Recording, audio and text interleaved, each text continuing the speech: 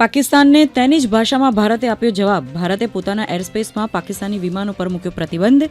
પાકિસ્તાનમાં નોંધાયેલા પાકિસ્તાન દ્વારા સંચાલિત કે પછી પાકિસ્તાને લીઝ પર લીધેલા કોઈ પણ વિમાન હવે ભારતીય સીમામાં નહીં ઉડી શકે.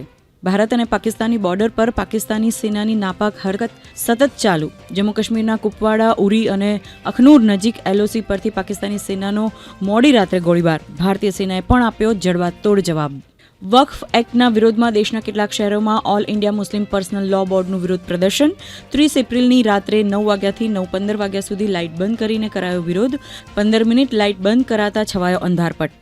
પાકિસ્તાને પોતાની જાસૂસી સંસ્થા ISIS ચીફને બનાવ્યા નવા રાષ્ટ્રીય સુરક્ષા સલાહકાર. અસીમ મલિકને પાકિસ્તાની NSAની અપાઈ જવાબદારી, તો ભારતે ભૂતપૂર્વ રો વડાને NSABના ચેરમેન તરીકે કરી વરણી. ઇઝરાયેલમાં જેરુસલેમના કેટલાક વિસ્તારોમાં લાગી ભયાનક આગ. આગની ગંભીરતાને જોતા લોકો પોતાના વાહનો રસ્તામાં છોડીને ભાગ્યા.